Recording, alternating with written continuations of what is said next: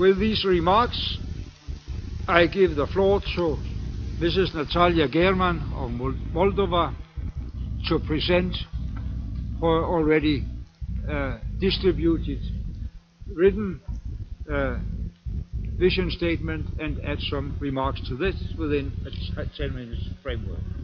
Mrs. German, please. Thank you very much, dear Mr. President, Your Excellencies, ladies and gentlemen. I would like to start by thanking the President of the General Assembly and indeed the Member States for bringing this so much awaited revitalization to the work of the General Assembly and rendering the process of selection of the next Secretary General a very transparent and a very inclusive character. And I do applaud the way the informal dialogues with the candidates are conducted. I'm very honored to be here with you today. And I decided to become the candidate for the position of the Secretary General because I'm firmly convinced that the effective United Nations has never been so necessary or so demanded, whether working to end poverty, defend the scourge of war, respect the human rights, or saving our planet. And this responsibility requires our common determination and a Secretary General who will help translate it into a force of action for humanity. The 2030 Agenda, the Paris Climate Change Agreement, Addis Ababa Action Agenda offer us a clear path to fulfill our commitments and our aspirations.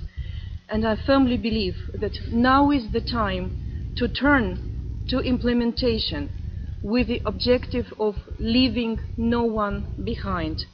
And this is the commitment that will guide my efforts and inform my decisions as Secretary General, provided that I am elected.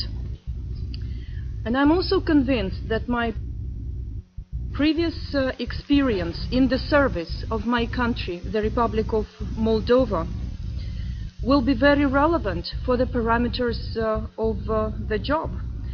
I happen to have experience in all important fields of the United Nations agenda, in conflict prevention and crisis management, the sustainable development field, and also in the field of human rights.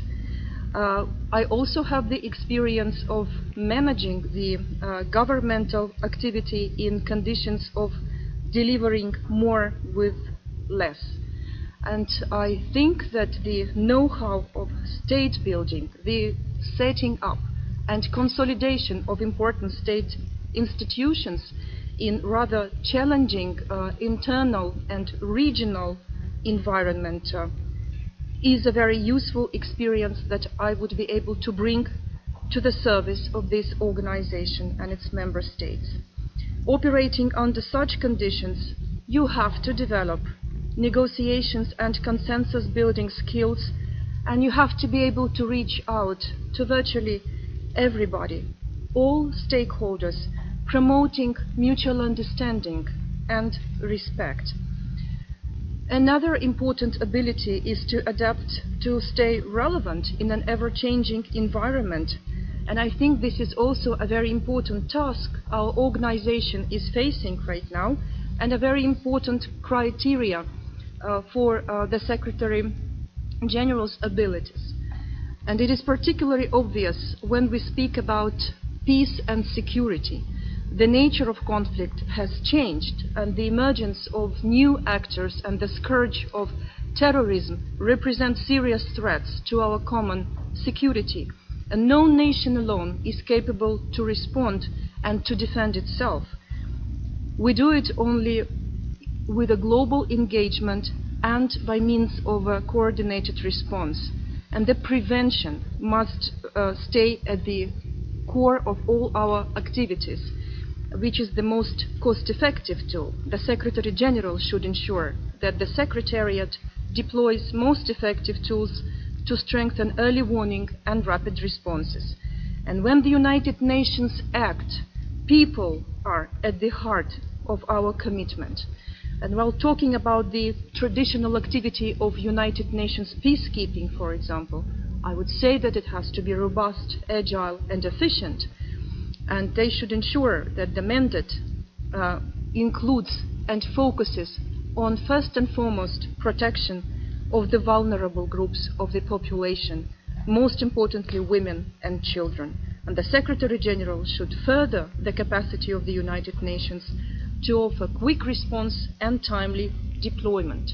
Ladies and gentlemen, I consider that peace is a mindset, and the United Nations has to provide the conditions for such peaceful mindset to be sustained in a strong peace-building architecture where societies develop in a just, peaceful, and inclusive manner.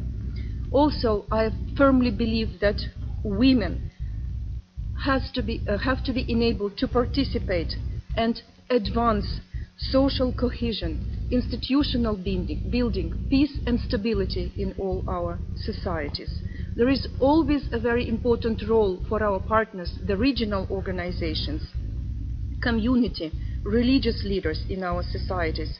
The Secretary General and the United Nations have to act in a very integrated, all-inclusive manner, ensuring synergy at global, regional, and local levels. If we turn to the sustainable development field, the historic adoption of 2030 Agenda highlighted a long-standing truth. There is no security without development, there is no development without security, and there is nothing without the respect for human rights. And the United Nations must work harder to deliver on the promises of new global partnerships for the citizens of the world.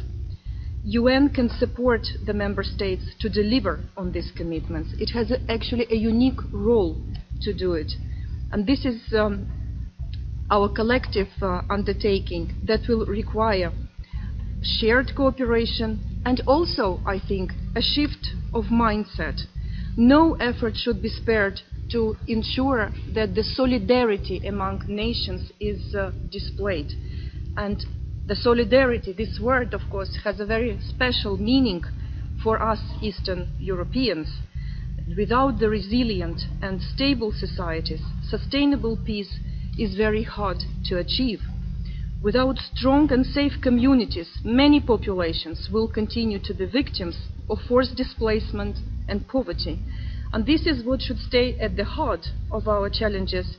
And this is what will guide my efforts, provided that I am the next Secretary General in the service of the Member States trying to implement 2030 Agenda. On human rights, ladies and gentlemen, since the inception, the human dignity of the organization, the human dignity, has been at the core of the objectives of the United Nations. And we came to understand that this is not only the moral obligation, but this is very essential to achieve peace and progress. And I think that the Secretary General should promote the universality and indivisibility of the human rights. And this is also a commitment that each individual member state should display. Prevention, of course, remains key to avoiding large-scale violations of human rights. The UN has the responsibility to prevent mass atrocities and genocide, to protect the vulnerable populations. Ladies and gentlemen, the global humanitarian crisis also calls for an urgent and comprehensive response from the United Nations, from all of us. Over 120 million people are in need of humanitarian assistance, and over 60 million people are forced nowadays to leave their homes. The Secretary General, with the Member States, should ensure a coordinated response of the UN system and related agencies from the humanitarian and development sectors. And this is a huge task. We must ensure the synergy and we must use the resources effectively. UN needs to become stronger in order to deliver, and the Secretary General has the responsibility to the membership for effective running of the organization. Secretariat should be the purpose-driven, result-oriented and truly global. And to conclude, En sa qualité de plus haute fonctionnaire de l'organisation, le secrétaire général devrait donner la preuve de respect des valeurs. Proof of respect of the United Nations principles in an area of ethics, truth, transparency, and responsibility. It should also be the same for zero tolerance policy vis-a-vis poor management, abuse, fraud, and conduct which goes against proper ethics. The Secretary General should promote an organization of the United Nations which values innovation and which remains open to reform. President, ladies and gentlemen, in conclusion, I would like to bring the following issue as a key priority that would also guide my efforts if I'm the next Secretary General. We must learn how to communicate better to the citizens of the world. We must reach out to the peoples. We must make the United Nations better known and better understood, particularly for the younger generation, developing the sense of ownership among citizens and developing a very important partnerships. And this endeavor should be the guiding principles of the next Secretary General and all of us who serve the United Nations system. I thank you. Thank you, Madam Gierman.